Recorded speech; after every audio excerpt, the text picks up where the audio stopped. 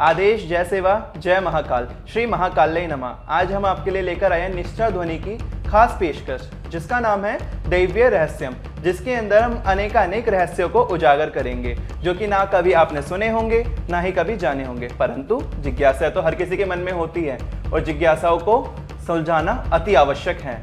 तो फिर आज हम देरी ना करते हुए इस पेशकश को आगे बढ़ाते हैं। आज की पेशकश में हम जानेंगे श्री महाकाली जी के बारे में।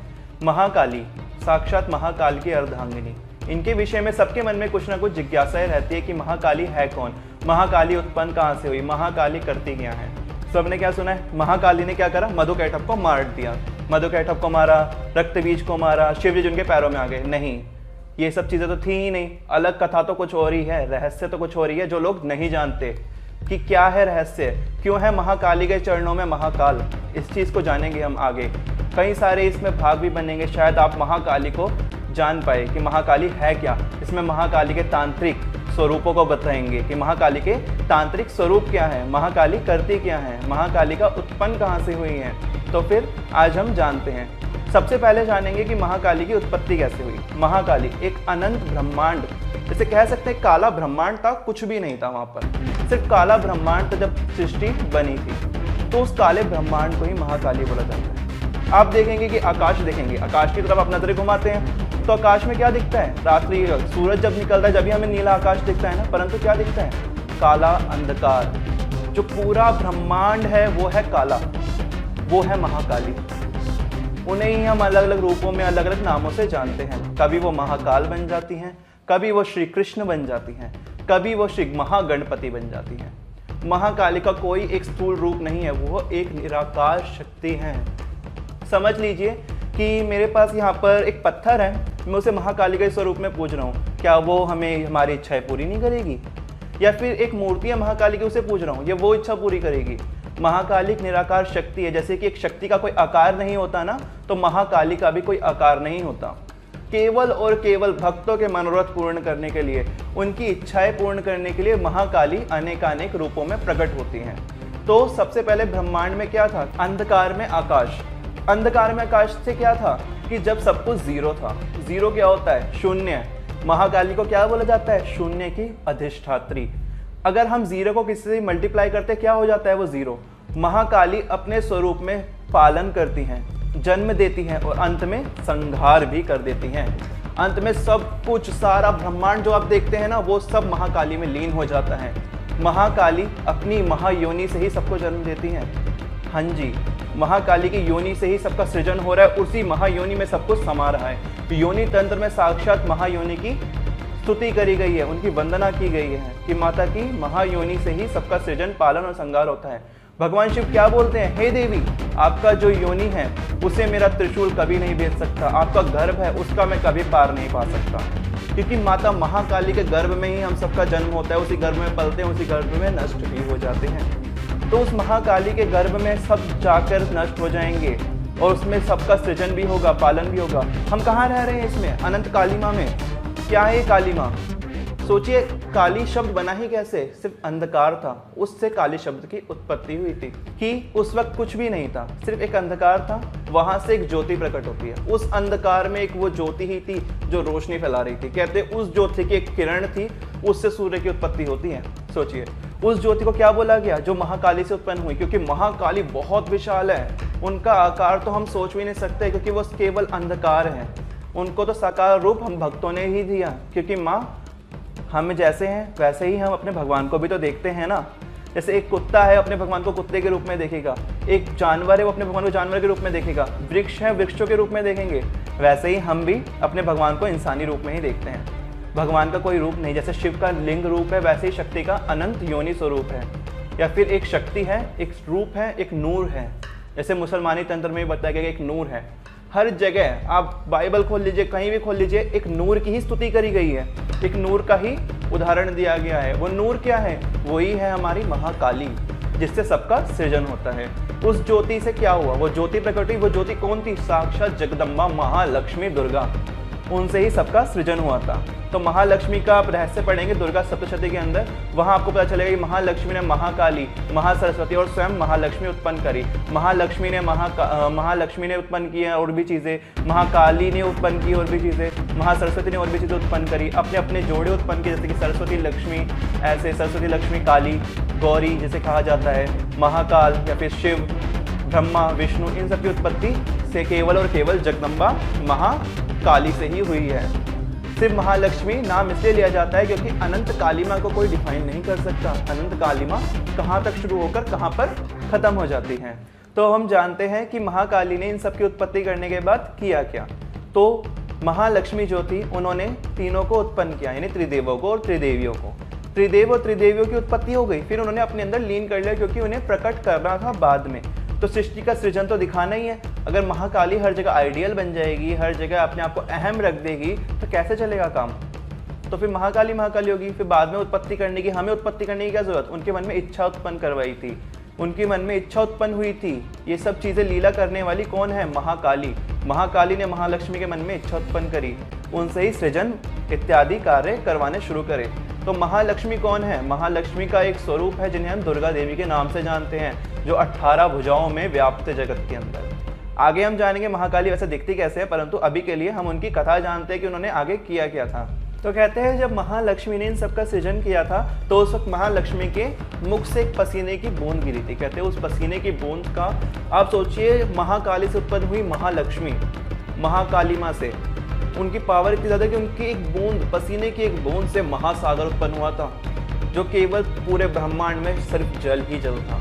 उस जल पे क्या हुआ था कि महाकाली ने एक शिशु को जन्म दिया था महाकाल के साथ। वो शिशु एक बरगद के पत्ते पर छोड़कर सागर में छोड़ दिया था। तो उस शिशु का कौन था वो शिशु बरगद के पत्ते पर? वो शिशु कोई और नहीं, श्री हरि नारायण विष्णु ही थे। श्री हरि नारायण विष्णु को एक श्लोक सुनाई दिया था।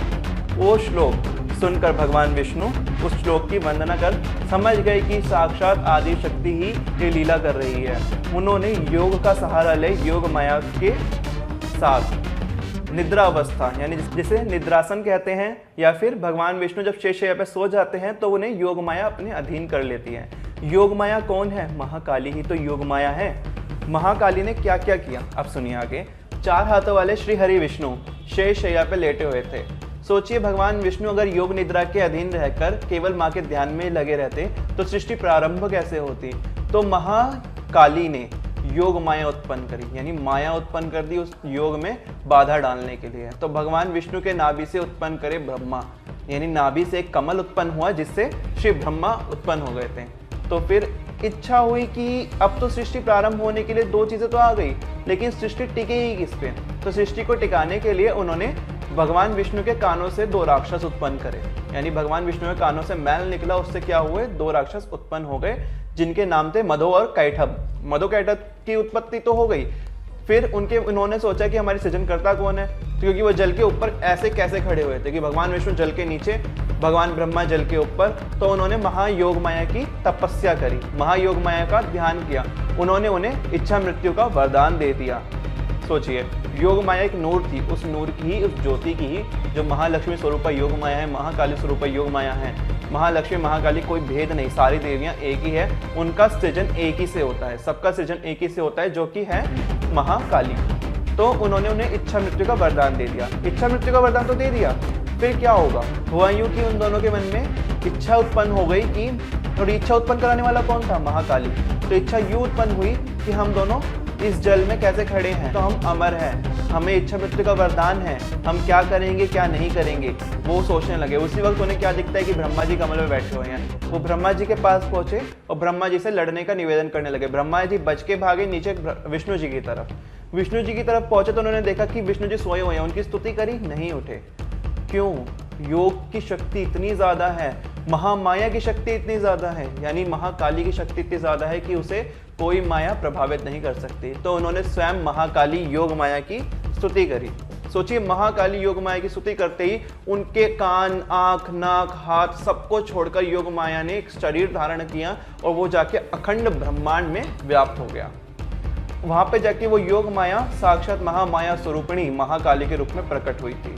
तो वहाँ पर उन्होंने देखा, विष्णु जी उठे तो उन्होंने देखा कि ब्रह्मा जी डरे हुए हैं। वो समझ गए कि सब महामाया योग माया की ही लीला है, यानी महाकाली की ही लीला है। तो उन्होंने क्या किया, उन्होंने देखा मधुकैटभ से युद्ध किया। युद्ध बहुत वर्षों तक चलता है जिसकी कोई सीमा नहीं है।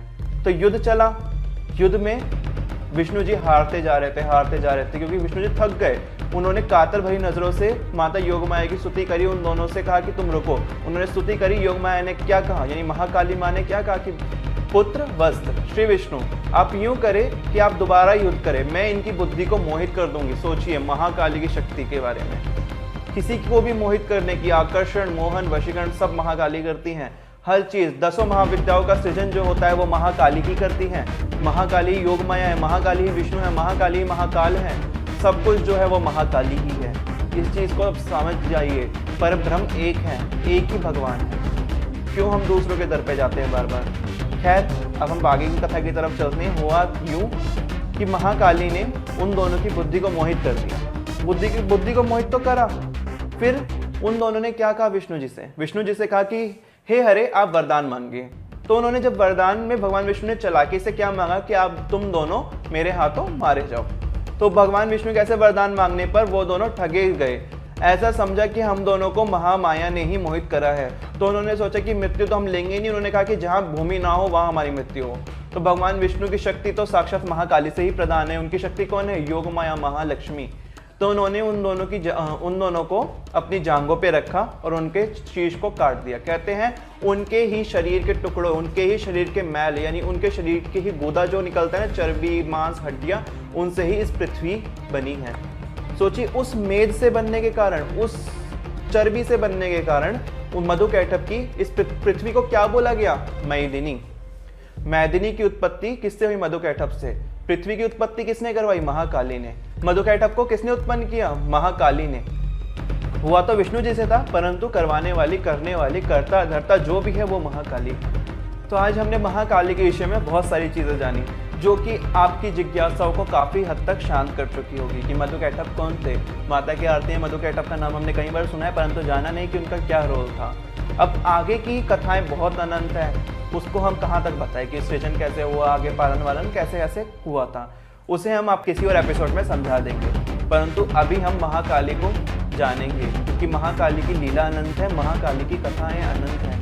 तो महाकाली का तांत्रिकी स्वरूप, आद्याकाली कौन है, महाकाली के चरणों में शिव क्यों हैं, ऐसी बहुत सारी दिलचस्प कथाएं और बातें केवल और केवल दैवीय रहस्य में। तो दैवीय रहस्य में हम बहुत सारी चीज़ों को कवर करने वाले हैं। तो नेक्स्ट पार्ट में अब हम लेके आएंगे महाकाली और महाकाल का क्या संबंध है, और महाकाली दिखती कैसी हैं, महाकाली करती क्या हैं, महाकाली क्या पृथ्वी पे आती हैं या महाकाली की योगिनियाँ ही पृथ्वी पे आती हैं। ऐसी बहुत सारी बातें अगले कार्यक्रम में हम डिस्कस करने वाले हैं।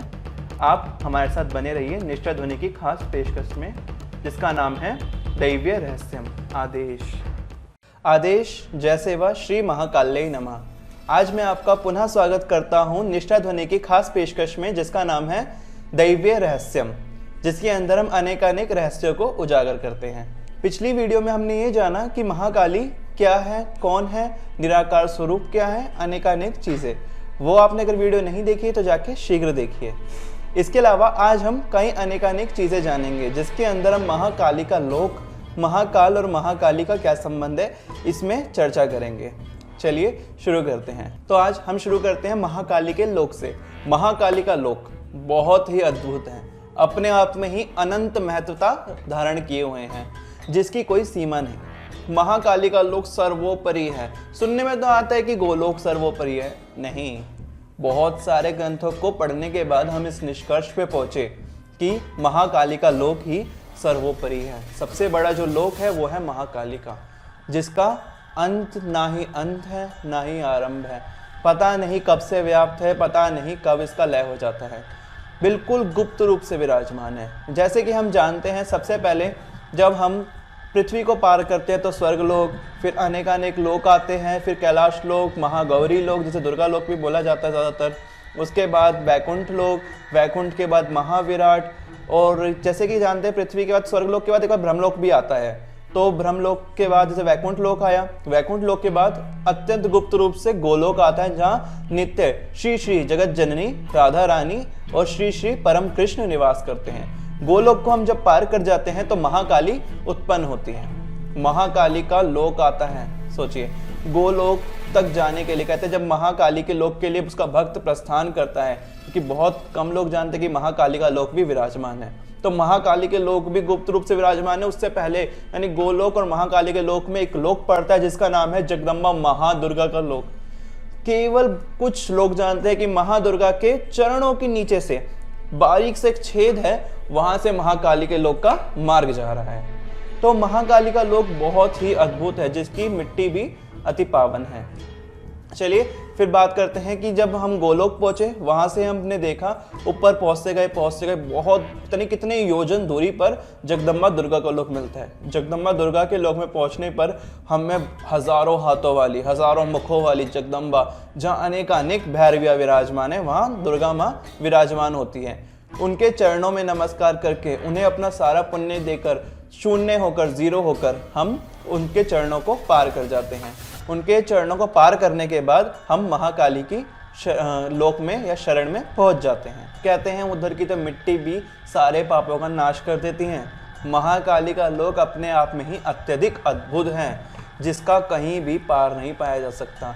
कहते हैं ना उसके विषय में ना ब्रह्मा को पता है ना विष्णु को, केवल और केवल शिव ने भी करोड़ों वर्षों के तप के बाद महाकाली का लोक जाना था। भगवान इंद्रदेव को ब्रह्म हत्या का पाप लगा, उससे मुक्ति दिलाने के लिए भगवान शिव त्रिदेव यानी त्रिदेव ब्रह्मा विष्णु महेश तीनों उन्हें महाकाली के लोक में लेके जाते हैं। कहते हैं जब वो महाकाली के लोक में पहुंचते हैं, कहते हैं इंद्रदेव की जैसे ही लोक में प्रवेश होता है ब्रह्म हत्या का पाप छूट जाता है। सोचिए महाकाली कितनी पावनकारी है, कितनी मुक्तिदायिनी है, कितनी पाप नाशक है। केवल उनका लोक इतना देने वाला है तो वो कितना देने वाली होंगी, कितनी करुणामयी है, कितनी ममतामयी है। तो महाकाली के विषय में तो हम जानते हैं, परंतु अभी उनके लोक में चलते हैं। आगे क्या होता है, जब वहां पे उनके लोक में पहुंचते हैं तो कहते हैं वहां पर दूध के समान यानी एकदम सफेद श्वेत वर्णी गंगा बहती है। एक तरफ सागर मंथन से जो अमृत कलश निकलता है, वहां तो केवल अमृत ही बहता है। सोचिए दो नदियां बह रही जिसमें पवित्र गंगा अमृत, ये दो चीजें लगातार बहती ही रहती है। वहां पर दूध दही घी इन सब की तो बड़े बड़े सरोवर बने हुए हैं वहां पर, जिसका हम दूर दूर तक सागर, जैसे हमारा सागर है ना, उससे कोटि कोटि गुना बड़े सरोवर, अनंत करोड़ों पृथ्वी जिसके अंदर समा जाए, इतना बड़ा उनका लोक है। उस लोक में जब हम पहुंचते हैं तो वहां पर एक दूर से ही हमें एक झंडा दिखाई देता है, जो कहते हैं कि या तो वो भालू के बाल का बना है या फिर चीते के बाल का। चीता इन से काला चीता, जो काला चीता होता है ना, उसके बाल का वो झंडा बना हुआ है। उस पर क्या छपा हुआ है, शेर। ये समझ जाइए कि जैसे जैसे देवता होते हैं उनके वाहनों की छवि उनके झंडे पे अंकित होती है। जैसे भगवान शिव का जो झंडा होगा वो उस पर नंदी जी छपे होते हैं, भगवान गणेश के झंडे पर मूषक जी, और भगवान कार्तिकेय जी के झंडे में थोड़ी अलग चीज होती है, उनके झंडे पे मुर्गा छपा होता है, लेकिन उनका वाहन मयूर है। तो उनकी कुछ अलग कथा है, उसके विषय में भी हम जल्द ही जानेंगे। तो फिर आगे क्या चलते हैं, उस लोक में हम देखते हैं कि एक झंडा होगा वहां पर, जैसा बताया गया है। ये सब कथाएं कालिका पुराण, देवी भागवत, श्री महाकालिका पुराण और देवी पुराण, महाभागवत इन ग्रंथों से ली गई है। तो ये कथा अपने आप में ही एक अद्भुत रहस्य रखती है। कहते हैं जो ये कथा सुन लेता है, महाकाली के लोक का वर्णन सुन लेता है, वो मुक्ति पा जाता है। इतना बड़ा महात्म्य है कि महाकाली का लोक अपने आप में ही अद्भुत है। खैर हम चलते हैं आगे की तरफ। वहां एक हर दिशा से यानी 10 दिशाओं से 10 द्वार बने हुए हैं उस लोक के अंदर। बड़ी बड़ी दीवारें हैं जहां पर कहते हैं वहां के जो पेड़ है ना, पेड़ में पत्ते नहीं, मोतियों की लड़ियां टंगी हुई है। इतना सुंदर महाकाली का लोक है। वहां पे देखते हैं कि जगह जगह भैरव दौड़ते दिखते हैं, क्योंकि रक्षा करने के लिए भैरव ही भैरव, भैरव ही भैरव। सोचिए हम तो काल भैरव के दर्शन करते हैं। काल भैरव कैसे हैं, बहुत उग्र, जिनके एक भैरव को अभी हम तेज नहीं संभाल सकती पृथ्वी। सोचिए वहां तो करोड़ों काल भैरव माता महाकाली की रक्षा के लिए इधर उधर दौड़ते नजर आते रहते हैं। खैर हम फिर आगे जाएंगे तो वहां पर जैसे द्वार हम पार करते हैं, वहां पर सिंह ही सिंह आपको दिखेंगे। सिंह क्या होता है, शेर ही शेर। शेर नॉर्मल शेर नहीं होते, अपने आप में बहुत बड़ा आकार होता है उनका। सोचिए हम उन शेर के नाखून के बराबर हैं, इतना बड़ा शेर। फिर शेरों को पार करते हैं तो देखते हैं गाल बजाती हुई भैरवियां वहां दौड़ रही हैं। माता महाकाली के लोक में भैरवियां होती हैं। जो माता महाकाली की शक्ति से उत्पन्न है, यानी महाकाली का ही अंग है। कहते हैं जो स्त्रियां हैं वो भी महाकाली से ही उत्पन्न हुई हैं, भैरवियाँ भी महाकाली से उत्पन्न हुई हैं। जो भैरव हैं वो महाकाली के बेटे हैं। कहते हैं भैरव के पूजा के बिना या भैरव को भोग लगाए बिना महाकाली भोग भी स्वीकार नहीं करती, यानी भैरव के लिए हमें भोजन अवश्य निकालना चाहिए। भैरव की तो अपनी महत्वता है ही है, भैरवियों का भी अनंत स्थान है माता महाकाली के जीवन में।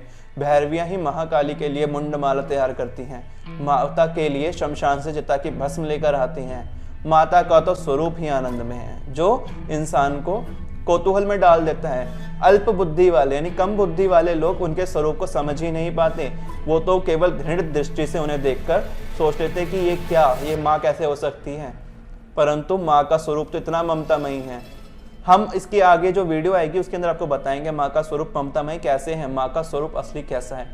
फिर हम जब भैरवियों का दर्शन करते हैं, भैरवियाँ ही भैरवियाँ होंगी वहाँ पर। भैरवियों का रूप एकदम काला, कुछ भैरवियाँ काले रंग की है, कुछ नीले रंग की हैं, कुछ लाल रंग की हैं, बाल सबके खुले हुए हैं, सांप लपेटे हुए हैं, कई सारे सर्प है जो उनके शरीर को लपेटे हुए हैं, कमर पे करधनी पहने हुए हैं। सोचिए महाकाली के ही शरीर से निकली हैं तो काफी हद तक सोचिए सबके 3 आंखें हैं, सारे भैरव की 3 आंखें हैं, सारी भैरवियों की 3 आंखें हैं, बाल खुले हुए हैं, जटाएं बनी हुई हैं, भैरव की जटाएं हैं, कई भैरवियों की जटाएं, कहीं के बाल बिल्कुल नॉर्मल सीधे सीधे दिखेंगे आपको। तो आप भैरवियों को दर्शन करेंगे वहां से। फिर भैरवियों के दर्शन करने के बाद कई सारे हम द्वार पार करते हैं जहां अनेक देवता अपने उग्र रूप में विराजमान है। उग्र रूप में क्यों? सबके मन में आएगा कि देवता उग्र रूप में क्यों विराजमान है, क्योंकि देवताओं के हर रूप है। हम इंसान जो है महाकाली को उग्र रूप में ही जानते हैं, बहुत कम लोग उन्हें सौम्य रूप में उनका दर्शन करते हैं। परंतु जब माता करुणामयी जब सिद्ध होता है या फिर माता कृपा करती है जिसके ऊपर, उसे अपने सौम्य स्वरूप का दर्शन देती हैं, जिसकी महिमा तो अनंत ही है। उनका सौम्य स्वरूप से सुंदर कोई स्वरूप नहीं। सोचिए काले रंग में चिकने काजल जैसा रंग है उनके चिकने काजल जैसे रंग में भी इनकी अनंत सुंदरता दर्शाती है। फिर वहां पर सभी देवताओं के हम दर्शन करते हैं। महाकाली इस वजह से हम सब देवताओं को उग्र ही लेके चलते हैं वहां पर, क्योंकि उनका स्वभाव ही ऐसा है। तो उन उग्र देवताओं को पार करने के बाद हम द्वारों को पार करते हुए अंत वाले अंतिम द्वार पे पहुंचते हैं। वहां हम गणपति जी यानी महागणपति जी का दर्शन करते हैं। फिर भगवान कार्तिकेय जी के हम स्वरूपों को देखते हैं। मुख्य 5 स्वरूप से 7 स्वरूप भगवान कार्तिकेय जी के उधर के द्वारों की रक्षा कर रहे हैं। उसको पार करने के बाद 8 द्वार मिलते हैं। वह अष्ट विनायक स्वरूप में भगवान गणपति विराजमान है 8 स्वरूपों में। उन द्वारों को पार करके जगदम्बा महाकाली का लोक आता है। वहां देखते हैं कि उन 8 द्वारों के बाहर अष्ट महाभैरव खड़े हुए हैं। जो अष्ट महाभैरव है उनकी महिमा तो अनंत ही है। उसके बाद देखते हैं शेर ही शेर दहाड़ रहे हैं, अनंत गूंज रहा है वो शब्द, इतना शोर है वहां पर, गीदड़ियां चिल्ला रही है, प्रेत भूत प्रेत सब है वहां पर, क्योंकि माँ के बालक तो सभी है, कण कण माँ की संतान है, तो वहां सब ही कुछ विराजमान है। सब कुछ ले लीजिए आप, वहां पे भैरवियां सब अपने अपने दिव्य स्वरूपों में विराजमान है। सबकी महत्वता अत्यधिक है। योगनियां 64 योगनियां माता की सेवा में अनेक चीजें लिए खड़ी हुई हैं। कोई पान पात्र लिए हैं, कोई चवर होता है, चवर जो होता है ना पंखा सा होता है घोड़े के बालों का, वो चवर लिए खड़ी हैं। कोई माता के ऊपर फूल बरसा रही है, कोई इत्र बरसा रही है। इतना भव्य है। हम उन चीजों को पार करते जाते सोचिए इतना बड़ा स्वरूप है, कहीं योजन स्वरूप, कहीं योजन के बराबर वो एरिया है जिस एरिया में हम पहुंचते हैं। वहाँ की तो मिट्टी भी श्वेत है, इतनी पवित्र मिट्टी है वहाँ की। वहाँ से भी कहते हैं एक सूरज के बराबर किरणें निकलती हैं। इतनी किरणें हैं वहाँ पर कि अखंड यानी एक साथ करोड़ों सूरज उग गए हों। हम वहाँ पे देखते हैं कि एक बहुत बड़ा आसन लगा हुआ है, सबसे ऊंचाई पे एक आसन लगा हुआ है। वहाँ से वो जो झंडा मैंने बताया था ना आपको शुरुआत में, एक झंडा होता है चीते के खाल का, यानी काले रंग का झंडा जो था जिसपे शेर छपा हुआ था, वो झंडा उसी आसन के ऊपर से निकल रहा होता है। तो वो झंडा है वहाँ पर, जो झंडा था उसके नीचे एक आसन बिछा हुआ है। वहाँ पर कौन है? वहाँ पर एक लाश रखी हुई है, एक मृत मनुष्य है। जैसे एक मृत मनुष्य होता है ना, एक लाश होती है, एक सिद्ध की लाश रखी हुई है। उसके ऊपर साक्षात जगदम्बा स्वरूप 10 भुजाओं से युक्त महाकाली विराजमान है, जिनकी 15 आंखें, 10 मुंह, 10 पैर, ऐसी भव्य महाकाली का हम दर्शन करते हैं। उनके बगल में ही एक और लाश है जो कि स्त्री की है। उस पे कौन विराजमान है? उस पे महाकाल विराजमान है। महाकाल का स्वरूप बहुत रौद्र है, बहुत ज्यादा। उनका स्वरूप है, उन्होंने अपनी कमर पे खाल बांधी हुई है। चीते की, काले चीते की खाल है और लाल रंग का वस्त्र धारण किया हुआ है। एकदम काले रंग के हैं। उनकी दाढ़ी यानी उनके जो दांत होते हैं ना, वो दांत बहुत भयानक है, जिसे देखते ही डर उत्पन्न हो जाता है। गले में मुंडों की माला है और भगवान शिव के हाथ में एक दंड है, यानी महाकाल के हाथ में दंड होता है, एक छड़ी जिसे कहा जाता है, दंड है। और खटवांग यानी खड़ग, जो तलवार महाकाली धारण करती है, वो खड़ग लिए हुए महाकाल, जटाओं से सुशोभित, मस्तक में चंद्र धारण किए हुए, त्रिपुंडधारी, चिता भस्म की राख अपने ऊपर लगाए हुए, जैसे कि शराब यानी मद के नशे में चूर, ऐसे महाकाल का हम दर्शन करते हैं। उन महाकाल को हम प्रणाम करते हैं। उन महाकाल को प्रणाम करने के बाद हम महाकाली की ओर बढ़ते हैं। महाकाली एकदम नीलवर्णी, जैसे नीलमणि होता है ना, गहरा नीला रंग, ऐसा महाकाली का स्वरूप है। वो भगवान शिव का एक शव है, उसके ऊपर विराजमान है। वो शव किसी और का नहीं, भगवान शिव का ही है। आगे की वीडियो हम जानेंगे कि वो शव ऐसे ऐसे क्यों थे। तो फिर आगे चलते हैं। तो वहाँ पे महाकाली ने अपने कमर पे 1000 हाथों की करधनी पहन रखी है, यानी कटे हुए 1000 लोग हैं उनके, यानी 2000 के आसपास हाथ होंगे। 2000 के आसपास के हाथों की तो करधनी यानी कमर को ढक रखा है, अपने कटी भाग को ढके हुए हैं महाकाली। उनके गले में 50 मुंडों की माला है। 50 मुंड अपने आप में ही एक महत्व रखते हैं। इनके विषय में जानेंगे 50 मुंड ही क्यों होते हैं माता महाकाली के गले में। फिर उसके बाद माता महाकाली दिगंबरा है, रक्त भस्म, कानों में शिशु के कुंडल धारण किए हुए हैं, यानी मरे हुए बच्चों के कुंडल धारण किए हुए हैं महाकाली। 15 आंखें हैं उनकी। जो आंखें हैं वो सूर्य, चंद्रमा और अग्नि हैं। उन तीनों को अपनी आंखें बनाए हुए महाकाली अपने शीश पर जटाओं और बालों से सुशोभित हैं।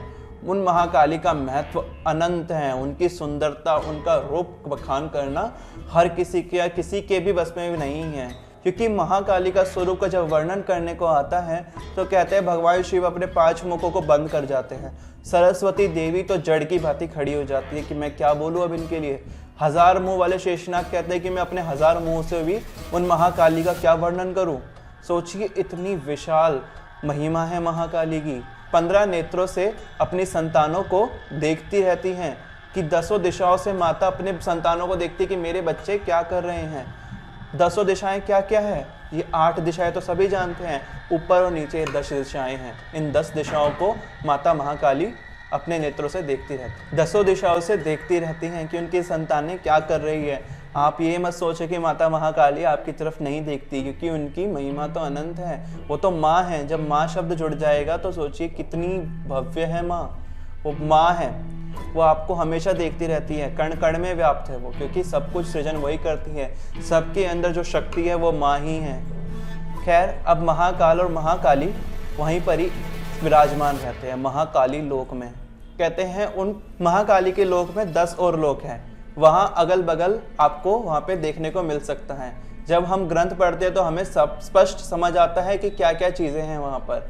तो आप महाकाली के लोक में जाएंगे तो वहाँ पर आप देखेंगे कि एक तरफ 10 महाविद्याओं के लोक विराजमान है, यानी कि जो दिशाएं हैं वहाँ पे 10 महाविद्याएं अपने अपने स्थूल रूप में, यानी जो उनका स्वरूप है वहाँ विराजमान है। महाकाली के लोक के अगल बगल 10 महाविद्याओं के लोक हैं, जहाँ बगलामुखी, धूमावती, कमलात्मिका, अन्य देवियाँ हैं। उनकी महिमा भी अनंत है। 10 महाविद्याओं को भी हम आगे आपके सामने लेकर आएंगे कि कैसी कैसी देवियाँ हैं, उनकी शक्तियाँ कैसी कैसी हैं। तो महाकाल और महाकाली उस लोक में विराजमान है। महाकाल और महाकाली देखने में तो अलग अलग लगते हैं, परंतु क्या है महाकाल और महाकाली? एक शीशे के आगे आप एक दिया रखिए, दिया रखेंगे तो उस दिए की 2 रिफ्लेक्शन आती है, यानी 2 परछाई पड़ती है, यानी 2 दिए दिखाई देते हैं। वैसे ही महाकाल और महाकाली है, देखने में तो अलग अलग है परंतु है एक ही दिए की रोशनी 2 रूप में विराजमान है, जो ये सूचक है कि स्त्री पुरुष मेरे ही स्वरूप हैं। महाकाल ही महाकाली है और महाकाली ही महाकाल है। महाकाली महाकाल की पूजा करती हैं और महाकाल महाकाली की पूजा करते हैं, जो दोनों को एक दूसरे का कारक, कर्ता, धर्ता सब कुछ बनाता है। महाकाल और महाकाली का संबंध बहुत अद्भुत है। ये जो शादी वगैरह होती है ना, इनसे तो बहुत ज़्यादा अलग है। विवाह जैसी चीज़ों के लिए महाकाली नहीं बाध्य, क्योंकि अपने आप में मुक्त है, मुक्तिदायिनी है महाकाली। आज की पेशकश में हमने देखा कि महाकाली अपने आप में कितनी अद्भुत है, उनका लोक कितना अद्भुत है। आगे हम और भी चीज़ें लेकर आएंगे आपके लिए महाकाली के प्रति। महाकाली की पूजा विधि कैसे होती है, कैसे करते हैं, वो सब बताएंगे हम आपको। और भी कई चीज़ें हम आपको महाकाली के विषय में बताएंगे कि महाकाली का स्वरूप कैसा है, उनके स्वरूप का अर्थ क्या है, तांत्रिकी पूजा में महाकाली को बलि इत्यादि क्यों चढ़ाई जाती हैं, महाकाली आज्ञाकाली कैसे बनी, दुर्गा देवी का प्रादुर्भाव कैसे हुआ, ये सब अनेक चीज़ें हम शीघ्र ही जानेंगे। तब तक हमारे साथ बने रहिए निष्ठा ध्वनि की खास पेशकश में दैवीय रहस्यम में। आदेश जय सेवा, श्री महाकाल्ये नमः।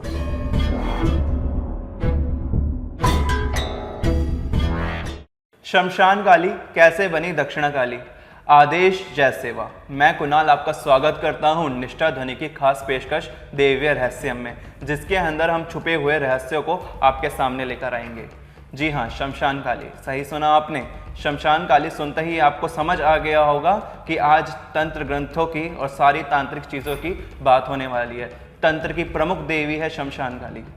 शमशान काली का नाम कैसे पड़ गया दक्षिणा काली, इस विषय में आज हम बात करेंगे। चलिए आपको ले चलते हैं तंत्र से जुड़े इस जगत के अंदर, जहां हम बात करेंगे शमशान काली कैसे बनी दक्षिणा काली। भद्रकाली, गुह्यकाली, महाकाली, शमशान काली, ये चारों ही भगवती दक्षिणा काली के स्वरूप हैं। कहते हैं कि इनका ध्यान और इनका मंत्र काफ़ी हद तक मिलता है। मंत्र में थोड़ा डिफरेंस आ जाएगा, लेकिन ध्यान काफ़ी हद तक एक ही है। अब जानते हैं शमशान काली का नाम दक्षिणा काली क्यों पड़ा। महानिर्वाण तंत्र के अनुसार सबसे पहले कहा जाता है कि साउथ डायरेक्शन यानी दक्षिण दिशा में रहने वाले यमराज है। यमराज देवी काली का यानी शमशान काली का नाम सुनते ही थर्रा उठते हैं, कांप जाते हैं कि देवी आ गई। सोचिए आप कि उन देवी का कैसा कोप होगा। उन देवी का मुख दक्षिण दिशा की तरफ है, इस कारण से भी उन्हें दक्षिणा काली कहा गया। परंतु यमराज देवी से बहुत भयभीत होते हैं। वह देवी के भक्तों को नरक तक में नहीं लेके जा सकते, उनके आसपास नहीं आ सकते, क्योंकि दक्षिण दिशा से यमराज आता है और भगवती ने भी दक्षिण की तरफ ही अपना मुख कर रखा है। तो इस कारण से यमराज का कोई भय न होने के कारण उनके भक्तों ने स्वयं माता को दक्षिणा काली कह दिया। इसके अलावा कई मतों का ये भी कहना है कि यज्ञ को दक्षिणा देकर ही सफल किया जाता है। वैसे ही हमारे कर्मों का फल देने वाली भी देवी भगवती दक्षिणा काली ही है, इसीलिए उनका नाम दक्षिणा काली पड़ा। इसके अलावा हम योगिनी तंत्र उठा के देखते हैं तो योगिनियाँ क्या कहती हैं माता के विषय में, कि देवी अपने भक्त को वरदान देने में अत्यधिक चतुर है। सोचिए, भक्त की सोच से ज़्यादा दे देती है देवी। इतनी ज़्यादा चतुर है कि मेरे भक्त को आगे इसकी ज़रूरत पड़ने वाली है तो वो दे देगी उठाकर, तो इसीलिए उन्हें दक्षिणा काली कहा जाता है। इसके अलावा हम भैरव तंत्र की तरफ चलते हैं। भैरव तंत्र बहुत ही विशाल और बहुत ही गुप्त रूप से तंत्र जगत में विराजमान है। भैरव तंत्र में श्री काल भैरव या फिर महाकाल भैरव कहते हैं उन्हें। वो क्या कहते हैं कि जो दक्षिणामूर्ति भैरव यानी भैरव जी का ही एक स्वरूप दक्षिणामूर्ति भैरव, उन्होंने भगवती की आराधना करी, यानी जो महाकाली थी उनकी आराधना करी, और वही प्रसन्न होकर उन्हें क्या वरदान देती है कि मैं भी तुम्हारे ही नाम से जगत में प्रख्यात होंगी। अर्थात दक्षिणा काली ही भगवती ने स्वयं का नाम रख लिया। सोचिए, इतनी दयामयी, इतनी करुणामयी है भगवती। आपने ये तो जान लिया कि देवी का नाम यह क्यों पड़ा। अब जानते हैं भगवती दिखने में कैसी है। सबके मन में तो आ गया कि शमशान काली, दक्षिणा काली, सबने सुन लिया, लेकिन मन में एक जरा सा भी आया कि देवी दिखती कैसी है, उनका रूप कैसा है। दक्षिणेश्वरी मंदिर में मूर्ति तो सात्विक रूप में विराजमान कर दी गई, परंतु उनका जो मूल असली रूप यानी उनकी जो तांत्रिकी मूर्ति है वो तो जगत के आगे आई ही नहीं। चलिए जानते हैं। कुछ मंदबुद्धि लोगों ने देवी के ध्यान का यानी उनके स्वरूप का अर्थ का अनर्थ कर डाला है। देवी दिखने में इतनी ममतामयी और इतनी कराल वदना है, उनके स्वरूप को पता नहीं क्या से क्या बनाकर जन समाज के आगे डाल दिया। उनके स्वरूप को पता नहीं क्या क्या बोलकर धुतकार दिया गया कि उन्हें घर में स्थापित नहीं कर सकते। भाई तुम जानते ही क्या हो इस विषय में, उन लोगों के लिए मेरा ये सवाल है। चलिए हम शुरू करते हैं उनके ध्यान की तरफ। देवी का वर्ण कृष्ण वर्ण बताया गया है। देवी काले रंग की है। क्यों? इसके स्पष्ट प्रमाण क्यों? क्योंकि इसमें एक श्लोक आता है, सब स्तुति करते हैं देवी की, लेकिन एक ये ध्यान नहीं देते कि देवी बस काली बोल दिया। आप तो ये भी नहीं जानते उनका नाम काली है ही नहीं, उन्हें कालिका बुलाया जाता है। काली तो हम अपनी लोकल लैंग्वेज में उन्हें काली बोल देते हैं। महाकाली, दक्षिणा काली, इन चीज़ों में काली शब्द का उपयोग होता है, परंतु उनका मूल रंग काला, श्याम, नीलमणि, जो नीलमणि होती है उसका गहरा रंग काला, वो है देवी भगवती का काला रंग। आगे चलते हैं, उसमें एक श्लोक स्पष्ट बोला गया है, नमामि कृष्ण रूपिणी। ये स्तोत्र आता है माता भगवती का, उसके अंदर लिखा है कि नमामि कृष्ण रूपिणी। इसका अर्थ यह है कि जो देवी है वह काले रंग की स्वरूप वाली है, उनको नमस्कार है या नमन है, ऐसा इसका अर्थ निकलता है। ये प्रमाण देता है कि देवी का रंग काला है। इसके अलावा असम के कामाख्या जिले में कई सारे लोगों में, कामाख्या मंदिर में, कलकत्ते में कई जगह ऐसा बताया जाता है कि जो भगवती दक्षिणा काली है वो ना तो काली है ना तो नीली है, वो लाल रंग की है, रक्त वर्ण की है। परंतु ऐसा कुछ भी नहीं है, इसका मैं भेदन करता हूँ। कुछ ही जगहों पर देवी के स्वरूप को रक्त वर्णा बता दिया गया है। योगिनी तंत्र में कहा जाता है कि 362 तरीके की देवियाँ हैं जो काली की तरह दिखती हैं। इसके अलावा देवी कहाँ रहती है? शमशान वासिनी कहकर लोग उन्हें धुतकार देते हैं, परंतु देवी शमशान वासिनी होते हुए भी उसका अर्थ नहीं समझते कि देवी ने शमशान को अपना स्थान क्यों बनाया। जहाँ से हर इंसान को मुक्ति मिले वही शमशान है। जहाँ से हर इंसान अपने तत्व को छोड़कर परमात्मा में लीन होने की प्रक्रिया में जाता है वह शमशान है। जहाँ सारे संबंध खत्म हो जाते हैं, नए संबंध शुरू होते हैं, वो स्थान शमशान है। इसीलिए देवी का स्थान शमशान है। इसके अलावा देवी को शवासना बोला गया है। शवासना का क्या अर्थ है? शव के आसन वाली। क्यों? कई जगह शिव के शव को उनका आसन बताया गया है। जी हाँ, मैं इसका भेदन नहीं करता क्योंकि ये सत्य है। इसके अलावा क्यों? क्योंकि जब शिव शक्ति विहीन होते हैं, शिव की जो ई की मात्रा है, शिव शब्द में जो ई की मात्रा है वो ही शक्ति है। जब शक्ति शिव से पृथक हो जाएगी तो शिव क्या रहेंगे? शव और उनका वाहन। लेकिन जब वो शव को भी जो स्थिर रखे वो है देवी दक्षिणा काली। आगे चलते हैं। देवी को त्रिनेत्रा कहा जाता है। 3 नेत्र, 2 ये नेत्र होते हैं, उसके अलावा तीसरा जहाँ तिलक होता है उसे तीसरा नेत्र बोला जाता है। यानी देवी तीनों कालों को देखने में समर्थ है, यानी भूतकाल जो बीत चुका है, भविष्य काल जो आने वाला है और वर्तमान काल जो चल रहा है। वह अपने भक्तों पर तीनों जगहों से दृष्टि रखती है कि मेरे भक्त क्या करता है, क्या करेगा और क्या कर रहा है। इसीलिए देवी को त्रिनेत्रा कहा गया है। बालावतंसा, बालावतंसा का अर्थ यह है कि शिशु के कर्णफूल अपने कानों में धारण कर रखे हैं। क्यों? सबके मन में आएगा शिशु के ही कर्णफूल क्यों? इसका अर्थ यह है कि जिन भक्तों का हृदय बालक जैसा है, यानी जिन भक्तों के अंदर एक स्वयं एक बालक छुपा हुआ है, वो बालक केवल और केवल यह जानता है कि वो सामने कौन है उनके, कि वो ही देवी है, तो वह उनकी आराधना करता है। उन बालकों से हृदय वाली, यानी उन बालकों के हृदय पर मोहित होने वाली चंचला देवी भगवती प्रसन्न होती है। उनकी बातों को अपने ही कानों से सुनती है। अपने कानों से सुनने के कारण उन्हें बालावतंसा कहा गया है, या फिर शिशु कर्णफूल धारिणी बोला जाता है। इसके अलावा देवी की ललत जिह्वा, ललत जिह्वा है, इसका मतलब क्या है? लपलपाती हुई जीभ जो दांतों में बीच रखी है उन्होंने। इसका यह अर्थ है कि उनकी जो जीभ बताई जाती है नीचे से काली, ऊपर से लाल और सफ़ेद दांतों से दबी हुई है और लपलपा रही है। इसका यह अर्थ है कि सात्विक रूप यानी शुद्ध, पवित्र और जो जिसके मन में कोई छल कपट नहीं है वह लाल जीव यानी रज, यानी जिसके अंदर लालच वगैरह आता है, रक्त यानी जो रक्त जो भी दुष्ट चीज़ें हैं उनकी कंट्रोल। काला रंग क्या रिप्रेजेंट करता है? तामस यानी क्रोध, अहंकार, यानी जो लालच, तामस, लेजीनेस जो भी चीज़ है वह सात्विक चीज़ कंट्रोल कर लेती है। यानी ये माता दर्शाती है कि खुद के अंदर पवित्रता रखो तो आप हर चीज़ को कंट्रोल कर सकते हो। देवी को स्मितमुखी कहा जाता है। स्मितमुखी का अर्थ क्या है? हंसती हुई, अट्ठाहस, जो हा हा करके हम हंसते हैं उसे स्मितमुखी कहा जाता है। माता का यह स्वरूप क्या दर्शाता है कि उनकी शरण में आया हुआ और उनकी शरण में गया हुआ भक्त सदैव ही आनंद में रहता है। वह स्वयं आनंदी है।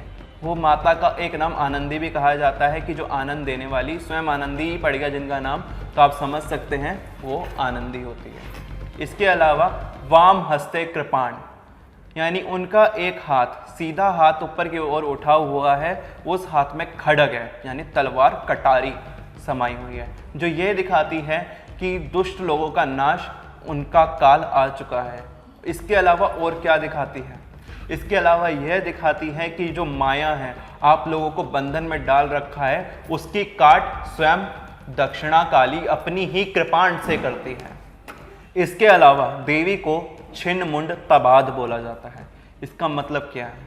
उनके हाथ में कटा हुआ शीश है, जो यह भी दर्शाता है कि जो दुष्ट लोग हैं उनका काल, उनका शीश माँ धड़ से विलग कर देती है और उन्हें काल के हाथों भेंट कर देती है। जी हाँ, देवी इसके अलावा ये दिखाती है कि देवी केवल सात्विक नहीं, वाम मार्ग से भी संबंध रखती है। वाम मार्ग की तांत्रिक क्रियाएं भी देवी के ही अंडर आती हैं, यानी देवी ही उसका संचालक भी करती है। इसके अलावा वर और अभय मुद्रा धारण करती है। वर इस मुद्रा को कहा जाता है। आशीर्वाद देती हुई जो मुद्रा है वह वर मुद्रा है। उनके भक्तों को सदैव वरदान देने को, ललायित रहने के कारण भी उन्हें दक्षिणा काली कहा जाता है कि अपने भक्तों को दक्षिणा दे दे तुरंत।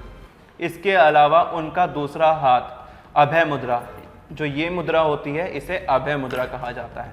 अभय मुद्रा क्या दर्शाती है कि मेरे बच्चों डरो मत, डरने की कोई बात नहीं है, मैं हूँ। ऐसा देवी दक्षिणा काली का अभय मुद्रा दर्शाता है। इसके अलावा हम आगे चलते हैं। आगे हम क्या देखते हैं कि देवी के ध्यान मंत्र में, काली तंत्र शास्त्र में ये सब स्पष्ट रूप से लिखा हुआ है, आप चाहे तो उसे ढूंढ कर पढ़ सकते हैं। वहाँ स्पष्ट रूप से अलग अलग ध्यान, का हादि ध्यान, हा हादि ध्यान, ऐसे करते हुए अलग अलग ध्यान है। उनके हिसाब से, अपनी इच्छा अनुसार, उनके मंत्रों के हिसाब से वो ध्यान आपके आगे आते हैं। इसके अलावा क्या बोला गया है इसके अंदर कि देवी दिगंबरा है। दिगंबरा अर्थात नग्न, जो यह दर्शाती है किसी प्रकार का आवरण, किसी प्रकार का रंग उन्हें ढक नहीं सकता, कुछ उन्हें ढक नहीं सकता। वह दिगंबर रूप में विराजमान है कि कैसा भी हो सब उनकी संतानें हैं, वो ही जगत जननी है, इसलिए भी उन्हें शायद दक्षिणा काली ही कहा जाता है। इसके अलावा वह नित्य यौवनवती है, यानी बुढ़ापे का और बालकपन का किसी भी प्रकार का प्रभाव उन्हें नहीं होता। क्यों? क्योंकि वह ही सारे काल की संचालक कालरात्रि भी है। जो भी समय घटता है वो देवी की इच्छा से होता है। जब वस्त्र आदि कुछ भी नहीं थे तब देवी थी, और जब कुछ भी नहीं होगा तब भी देवी ही होगी। यह सत्य है। ये स्पष्ट प्रमाण आपको देवी पुराण देती है। कराल वदना देवी का एक नाम है। कराल वदना यानी जो अत्यंत घोर, जिससे ज़्यादा डराने वाला कुछ ना हो।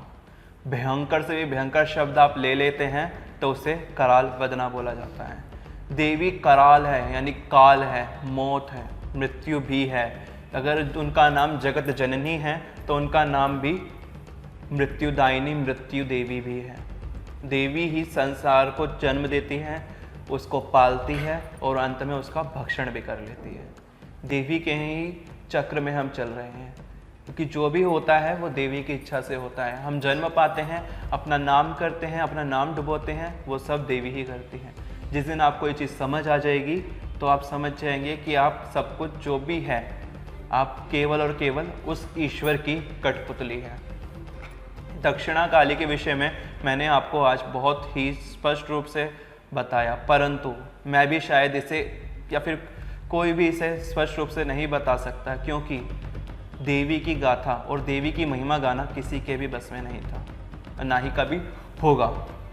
अगर आपको हमारी वीडियो से जुड़ी हुई दक्षिणेश्वरी देवी से जुड़ी हुई, क्योंकि दक्षिणा काली ही दक्षिणेश्वरी रूप में दक्षिण काली मंदिर में स्थापित है।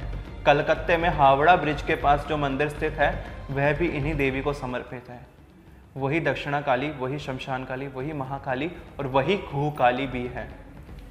आपको हमारी वीडियो पसंद आई तो कमेंट बॉक्स में मेंशन अवश्य करें, और हमारे चैनल को सब्सक्राइब करना ना भूलें।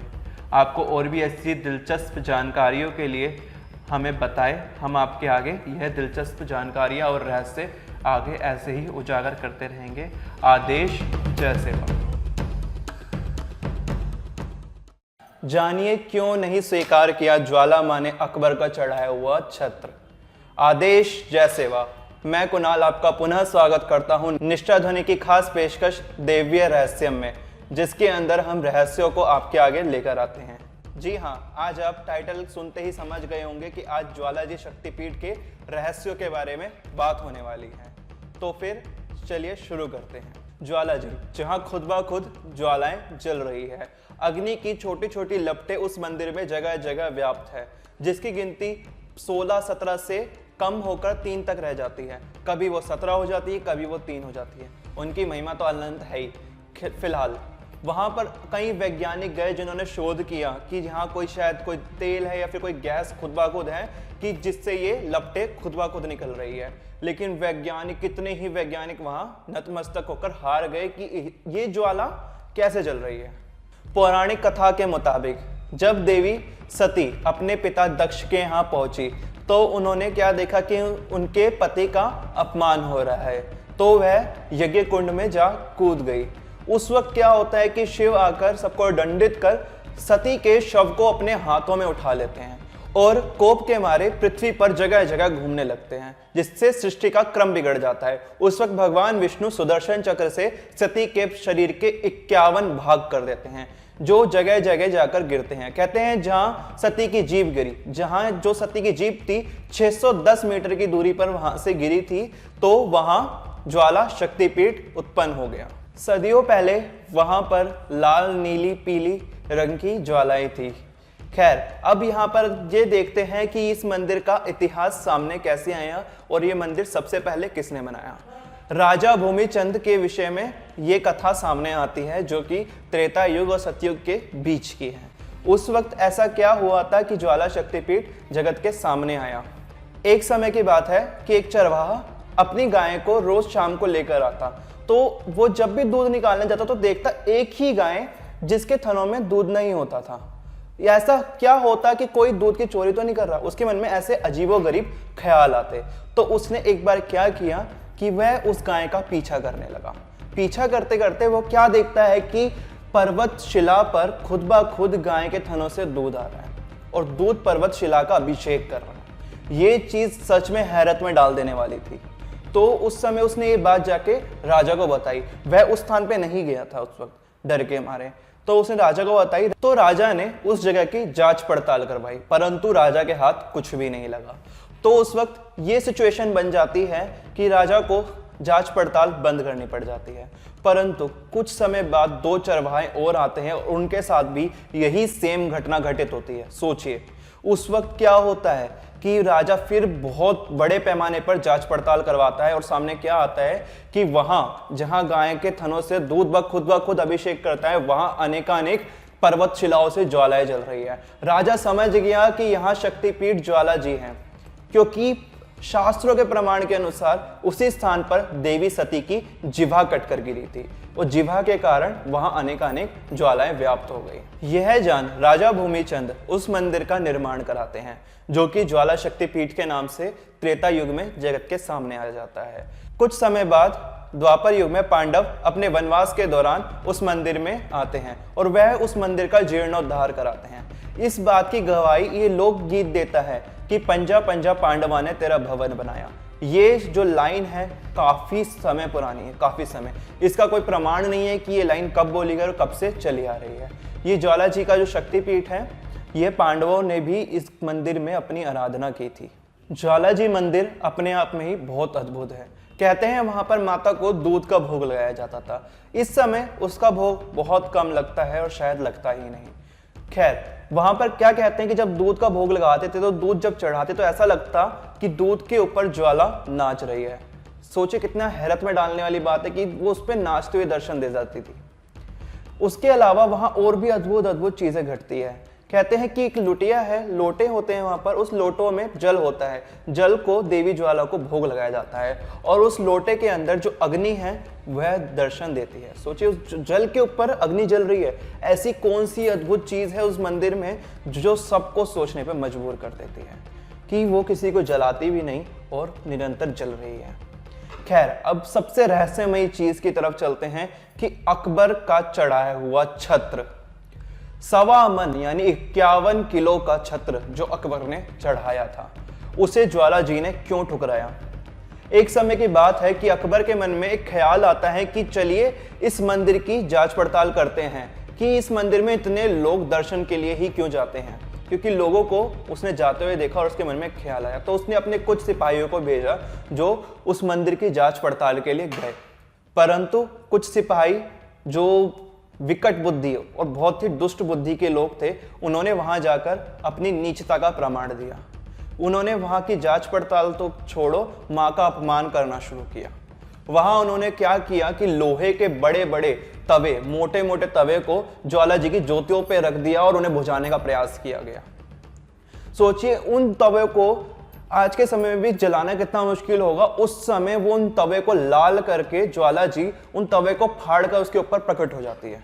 सोचिए कितनी बड़ी प्रामाणिकता ये सामने आती है कि ज्वाला जी की पावर और ज्वाला जी की ज्वालाओं में कितनी तपन है, जो उनके भक्तों को कहाँ आशीर्वाद जलाती तक नहीं और वहां उनको प्रमाण देने के लिए ऐसे भयंकर भयंकर कार्य भी कर डालती है। खैर, उन सिपाहियों का इतने से तो मन भरा नहीं, तो उन्होंने अपनी नीचता का क्या प्रमाण दिया कि वहां पास ही में एक नहर बह रही है। आज भी आप जाएंगे तो उस नहर के आपको दर्शन होंगे, पर्वत से वह जल की नहर आ रही है। तो उन्होंने उस नहर को खुदवाते खुदवाते मंदिर की तरफ रुख डाल दिया। मंदिर की तरफ उसने इतना जल था कि पूरा मंदिर उस वक्त बताते हैं कि जलमग्न हो गया था। अकबर के समय की यह बात है और यह सत्य घटना है, इसका प्रमाण आपको आज भी वहां मिल सकता है। तो वह नहर से पूरा मंदिर जलमग्न हो गया और हैरत में क्या डाला कि जितनी ज्वालाएं थी वो सारी की सारी जल के ऊपर जल रही है, बिना किसी गैस, बिना किसी तेल, बिना किसी बत्ती या किसी भी चीज के बिना वह ज्वाला जल रही थी। यही चीज हैरत में डालती है। उसके बाद जब वो लोग सिपाही अपनी नीचता को देते देते देते देते हार गए ना, तब वो वापस जाते हैं और अकबर को बताते हैं। खैर, उन्होंने तो उसे सत्य बताया नहीं होगा क्योंकि उस वक्त अकबर उनकी प्राण तक ले सकता था। उसके बाद सामने क्या आता है कि अकबर खुद आता है उस मंदिर के अंदर, खुद 1.25 मन का एक छत्र तैयार करवाता है और माता के दर्शन के लिए आता है। अकबर जब माता के दर्शन के लिए आता है तो कंधे पे छत्र, 1.25 मन का छत्र अपने कंधे पे रख, सोचिए 51 किलो कितना भारी होगा, उस छत्र को अपने कंधे पे रख उस पर्वत के ऊपर चढ़ाई करता है और चढ़ता हुआ माता के उस पावन मंदिर में पहुंचता है। जब अकबर ज्वाला मंदिर में पहुंचता है तो वह माता का दर्शन करता है और उनसे क्षमा याचना करता है। क्षमा मांगने के बाद वह वो छत्र मंदिर में ज्वाला जी के ऊपर चढ़वाता है और क्या बोलता है मां से कि देवी, आज से पहले तुम्हें किसी ने इतनी बड़ी भेंट नहीं चढ़ाई होगी, देख तेरे लिए मैं 51 किलो का छत्र लेकर आ रहा हूं। इतना बड़ा सोने का छत्र आज तक तेरे किसी भक्त ने तुझे नहीं चढ़ाया होगा। कहते अकबर का छत्र टंगा हुआ था, उसी वक्त वह छत्र टूटकर ज्योति पे गिरता है और ज्योति उस छत्र के ऊपर से जो उसकी चोटी होती है वो चोटी को फाड़कर दूर गिर देती है। वह नजारा सब देखकर हैरत में पड़ जाते हैं ध्यानु भक्त, अकबर, सब के सब की ऐसा क्या हुआ। और सबसे हैरत में क्या डालता है कि वह छत्र देखते देखते अपने सोने की चमक खो अलग ही धातु में परिवर्तित हो जाता है। आज आप भी उस मंदिर में जाएंगे तो वह अकबर का चढ़ाया हुआ छत्र देखेंगे जो जगह जगह से खंडित है। वो खंडित किसी और कारण से नहीं, ज्वाला जी की कोप के कारण से है। कोप क्यों? जो पूरे संसार को देने वाली है उसके लिए 51 किलो सोना क्या चीज होगा। जो सबके भंडारे सोने से भरती है उसके लिए 51 किलो तो तिनका भी क्या, कण भी नहीं होगा, कण का कण भी नहीं होगा। उनको अहंकार दिखाया, इस कारण से देवी ने उस छत्र का यह हर्ष कर दिया। तब अकबर ने अपनी गलती का एहसास किया और देवी से क्षमा याचना करी। उसी वक्त क्या हुआ कि माता पे चढ़ी हुई फूलमाल खुद गिर जाती है और देवी उसे क्षमा कर देती है। देवी जितनी ही उग्र है उतनी ही ममतामयी भी है, उनके लिए सारे बच्चे एक समान हैं। अकबर को उस वक्त ये लगा था कि माँ मुसलमानों की भेंट क्यों स्वीकार करेगी, परंतु माँ तो ममतामयी है, उनके लिए सारी संतानें बराबर है, उनके लिए चारों धर्म की संतानें बराबर हैं। आप इस वक्त उस मंदिर में जाएंगे तो आप उस छत्र का दर्शन आज भी कर सकते हैं। उस छत्र के अंदर आपको जगह जगह छेद दिखाई देंगे। जो बीच का छेद है आप समझ सकते हैं वो चोटी थी जहाँ छत्र के ऊपर नुकीलापन होता है, उसे ही माँ ने निकाल फाड़ा था। उसके अलावा छोटे छोटे छेद ज्वाला जी की कोप के दर्शन देते हैं। उसके अलावा उसकी धातु में आप बदलाव दे सकते हैं जो किसी भी धातु में अब ना रही हो। इसके अलावा एक छोटा सा एक छेद है, मतलब कि छोटा सा एक कटा हुआ हिस्सा आपको अलग से दिखेगा, जो ये दिखाता है कि अंग्रेजों ने भी उसकी जांच पड़ताल करी। सोचिए, विश्व में प्रसिद्ध उस छत्र को आज तक कोई नहीं पहचान पाया कि वो धातु कौन सी रह गई है। वह टुकड़ा आज भी विदेशों में जांच पड़ताल के लिए घूमता रहता है, परंतु आज तक किसी को नहीं पता चला कि वह टुकड़ा किस धातु का है। यही सबसे हैरत में डालने वाली चीज है। ज्वाला शक्तिपीठ की मुख्य शक्ति श्री अंबिका जी हैं, जो माता दुर्गा का रूप है। वहाँ के भैरव के विषय में भी अनेक चीजें सामने आती हैं कि जब भी गांव पर कोई विपदा आने वाली होती है तो वहाँ के भैरव की मूर्ति जो है पानी छोड़ती है, यानी पसीने आ जाते हैं। तो उस कहते हैं कि उस वक्त भी, जब एक पिछले वर्ष की बात है कि जब पानी छोड़ा था तो गाँव में आग लग गई थी। ऐसी बहुत सारी भयंकर विपदाओं को सामने लेकर आती है वह मूर्ति। ज्वाला मंदिर के प्रमुख उपासक जो रहे थे वे ध्यानु भक्त रहे थे, एक भगत जिसका नाम आज तक जागरण के अंदर लिया जाता है। माता की महिमा अनंत है, ज्वाला शक्ति पीठ की महिमा अनंत है। आपको हमारी ये वीडियो पसंद आई तो इसे लाइक अवश्य करिए। अगर आपके मन में कोई सुझाव, कोई जिज्ञासा हो तो नीचे कमेंट बॉक्स में अवश्य मेंशन करें। जय सेवा आदेश। महाविद्या देवी भैरवी, एक रहस्य। आदेश, जय सेवा, जय महाकाल। मैं आपका पुनः स्वागत करता हूं निशा ध्वनि की खास पेशकश में, जिसका नाम है दैवीय रहस्यम। आज हम देवी भैरवी के बारे में बात करने वाले हैं, जिनके लिए जगत ने बहुत ही अजीब मंत्रणा और दिमागी सोच सामने ला रखी है। महाविद्याओं के अंदर देवी भैरवी का स्थान 5वां दिखाया जाता है, परंतु कई तंत्र ग्रंथ उनका स्थान 6वां भी कहलाते हैं। 6वें स्थान पर देवी भैरवी विराजमान है। देवी को कई जगह भजन और संगीत से जुड़ा हुआ दिखाते हैं, परंतु ऐसा कहीं भी स्पष्ट प्रमाण नहीं दिखता। देवी भैरवी का नाम आतंक और खौफ को भी कई जगह प्रेरित करता है, परंतु कई जगह इसका स्पष्ट प्रमाण नहीं है, क्योंकि देवी भैरवी मृत्यु के बाद मोक्ष तक ले जाने के सफर में और मोक्ष देने के सफर में सहायक होती है और उसकी देवी भी कही जाती है। देवी भैरवी का नाम त्रिपुर भैरवी भी है। इसके अलावा कई साधक इनका स्वप्न में दर्शन भी कर चुके हैं। देवी भैरवी तांत्रिक साधक के द्वारा जल्दी प्रसन्न भी हो जाती है। देवी भयानक शक्ति है, जो उनके साधक के बीच में जो भी बाधा आती है उसको वह अपनी शक्तियों से नष्ट कर देती है। तंत्र मार्ग है तो विनाश भी जाहिर है, जिसकी प्रामाणिकता यह स्तवन में बोला गया श्लोक देता है। स्थिति संतति विनाशनम शक्ति भूते सनातनी, जिसका अर्थ है कि जो भी सृष्टि हो रही है, जो भी पालन हो रहा है, जो भी विनाश हो रहा है, उन सबकी शक्ति का संचार करने वाली, उनमें शक्ति डालने वाली, उनका जो भी कार्य है करने वाली आप ही सनातनी देवी हो, जिसका प्रमाण ये श्लोक देता है। इसका मतलब ये नहीं कि लोग बोल देते हैं कि देवी ने ये कर दिया, देवी ने वो कर दिया। देवी ने अगर तुम्हें दिया है तो छीनने का हक भी वही रखती है। तुम ना कुछ लेकर आए थे, ना ही कुछ लेकर जाओगे, ना ही कुछ अपने पास रखोगे। जो है भगवान का दिया है, ये गीता का स्पष्ट वाक्य है। चलिए मेन विषय की तरफ पुनः चलते हैं। भैरवी तंत्र के अनुसार देवी भैरवी का तेज 1000 सूर्यों के बराबर बताया गया है। देवी रक्तांबर अर्थात लाल रंग के कपड़े पहने हुए दर्शन देती है। सोचिए, इतना भयावह तेज देवी का है। इसके अलावा देवी के स्तन जो है वो रक्त से रक्त रंजित है।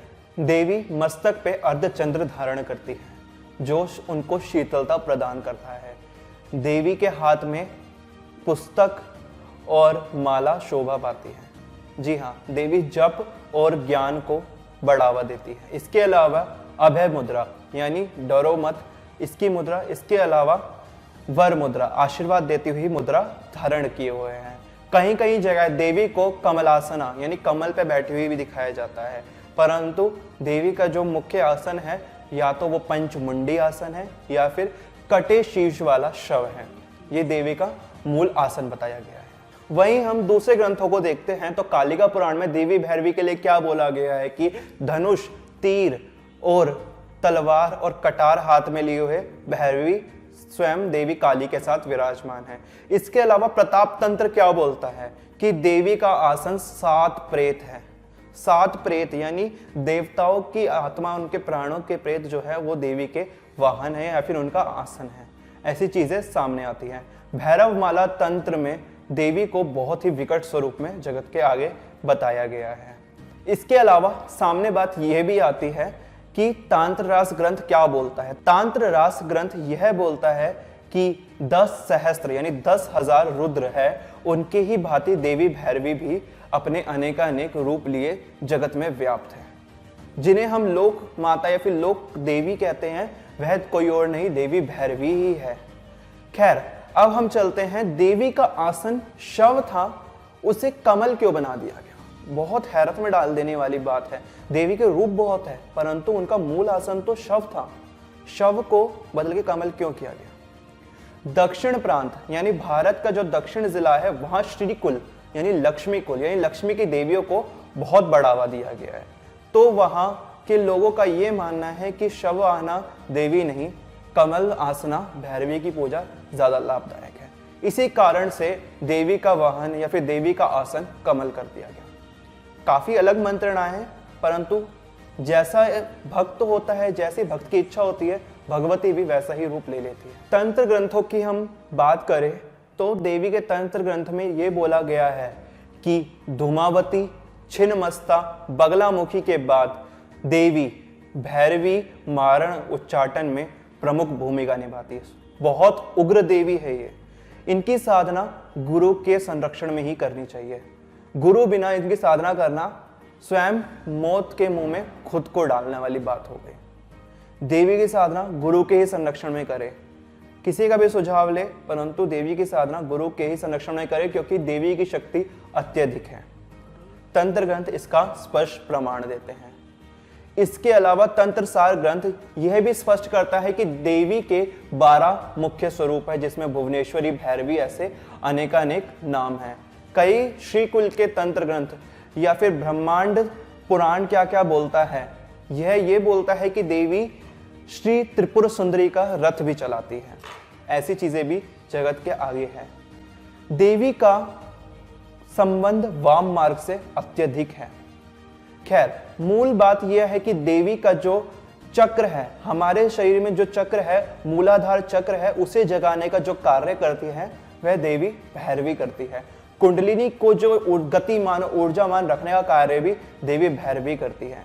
देवी के लिए इतनी गलत मंत्रणा लोगों ने बना दी है जिसको हम क्या ही कहें। ऐसे घिनौने जो थंबनेल होते हैं, आप YouTube पर देखेंगे कितने घिनौने थंबनेल का इस्तेमाल किया जा रहा है देवी भैरवी के लिए। मैं निंदा करता हूं ऐसे लोगों की जो अपनी माँ बहनों के साथ भी शायद ऐसा ही व्यवहार करते हो जो जगत माता के साथ ऐसा व्यवहार करते हैं। खैर, लोगों के तो छोड़ो, बहुत लोग हैं, बहुत साधक भी हैं जो देवी के मूल रूप न जानकर केवल अपनी छोटी मोटी नॉलेज से लोगों को भ्रमित कर रहे हैं। देवी भैरवी स्वयं एक चमत्कार है और एक चमत्कारिक शक्ति है जिसने समझ लिया वह शिव शक्ति के तत्व को समझ जाता है। शिव शक्ति बहुत बड़ा स्वरूप है। भैरवी उनके साथ उनकी सेवा में निरंतर रहती है। देवी महाकाली के साथ भैरवी सदैव व्याप्त है। आशा करता हूं आपको मेरी यह वीडियो पसंद आएगी। आपको अपने कोई नए सुझाव देने हैं, नई चीजें देनी हैं या फिर किसी और टॉपिक पे वीडियो चाहिए तो नीचे कमेंट बॉक्स में अवश्य मेंशन करें। जय सेवा आदेश। देवी पार्वती को क्यों लेना पड़ा प्रत्यांगिरा अवतार? आदेश जय सेवा। मैं कुणाल आपका पुनः स्वागत करता हूं निष्ठा ध्वनि की खास पेशकश दैवीय रहस्यम में, जिसके अंदर हम आपके आगे रहस्य लेकर आते हैं। आज का टॉपिक बहुत ही ज्यादा विस्तृत है, मतलब कि सोच में डाल देने वाला है। प्रत्यांगिरा देवी को तो सभी जानते हैं, परंतु उनके लिए बहुत सारी धारणाएं हैं और बहुत सारी चीजें हैं कि ये देवी ऐसी क्यों है और माता पार्वती का ही अवतार क्यों है। क्योंकि कभी कभी लगता है कि ये नरसिंह यानी भगवान विष्णु जी का शक्ति है, यानी विष्णु जी की नारायणी है, परंतु कभी कभी लगता है शिव की शक्ति है, परंतु बहुत अलग कथा है इनकी। चलिए हम चलते हैं इस कथा की तरफ। चलिए, भद्रकाली नाम से पूजे जाने वाली देवी माता प्रत्यांगिरा रामायण काल से ही हमारे सामने है।